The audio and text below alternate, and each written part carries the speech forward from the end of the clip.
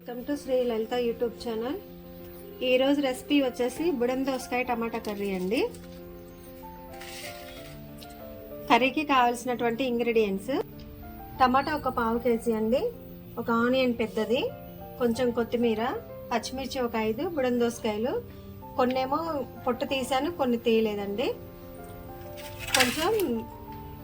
కొన్నిటికేమో పొట్టు తీసాను, కొన్నిటిని అలాగే వదిలేసాను.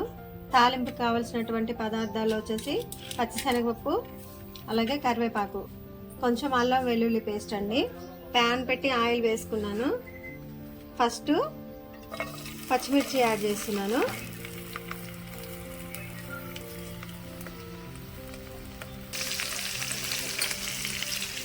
పచ్చిశనగపప్పు, కరివేపాకు,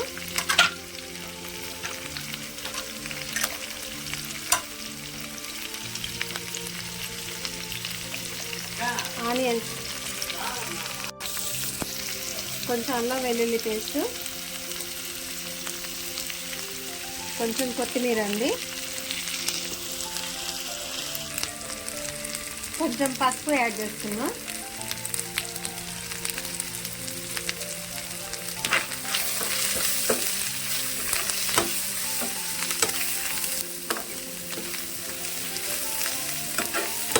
ఉల్లిగడ్డలు మగ్గాలండి.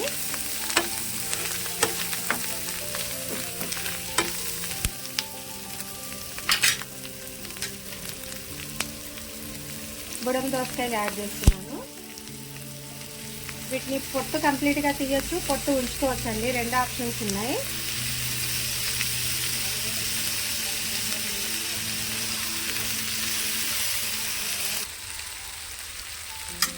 మనం కట్ చేసి పక్కన పెట్టుకున్న టమాటాలు కూడా యాడ్ చేసుకున్నాం.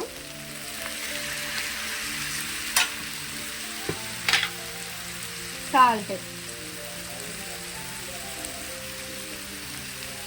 కారము చూద్దామండి, ఎందుకంటే నేను పచ్చిమిర్చి ఎక్కువ వేసాను. లాస్ట్కి కొంచెం చిటికెడు కారం అప్లై చేద్దాం. ఇప్పుడు ఏం లేదండి, సిమ్లో పెట్టి మంచిగా కూర అంతా కూడా మగ్గాలి. ఇప్పుడు మనం కలిదిపోద్దు, ఎందుకంటే టమాటా మీద మనం సాల్ట్ వేసాం కాబట్టి దాంట్లో వాటర్ అంతా వచ్చేసి కూర అంతా కూడా ఉడుకుతుంది బాగా. ఒక 5 నిమిషాలు మనం సిమ్లో పెట్టి ఇలానే కుక్ చేసుకుందాం. చిటికెడు కారం యాడ్ చేసుకుందామండి. పచ్చిమిర్చి కారం ఉంది కాబట్టి అవసరం లేదు ఎక్కువ. బుడంకాయ కర్రీ చాలా టేస్ట్గా ఉంటుందండి. రేపు చికెన్లో బుడంకాయ వేసి చూపిస్తాను. దోసకాయ కానీ ఇట్లా బుడంకాయ కానీ కర్రీ చేసేటప్పుడు దోసకాయ వేసిన ఒక 2 నిమిషాలకి మనం టమాటా కూడా వేసుకుంటే గ్రేవీ బాగా వస్తుందండి. మూత పెట్టేసుకుందాం. కొంచెం సాల్ట్ తక్కువైందండి, కొంచెం సాల్ట్ యాడ్ చేస్తున్నా. మీకు ఇంట్రెస్ట్ ఉంటే దీంట్లో పొడి మసాలా వేసుకోవచ్చు, కాకపోతే నాకు అల్లం వెల్లుల్లి పేస్ట్ సరిపోయిందండి. దీంట్లో రొయ్యలు కూడా వండుకోవచ్చు, కాకపోతే నాకు ఈ వారాల పట్టింపుల వల్ల నాన్ వెజ్లు ఎక్కువ చేయట్లేదు. చేస్తా ఇక నుంచి. మీరు కూడా ఒకసారి ఇట్లా. కాకపోతే బుడంకాయ కర్రీ చాలా బాగుంటుందండి, కడుపు నిండా తినొచ్చు, నోటికి పుల్లగా రుచిగా చాలా బాగుంటుంది. చికెన్లు మటన్ వీటికంటే కూడా ఎక్కువ ఇది ఉంటుంది. కాకపోతే దీంట్లో డ్రై ఫ్రాన్స్ వేస్తే ఆ టేస్ట్ లెవెలే వేరుంటుంది.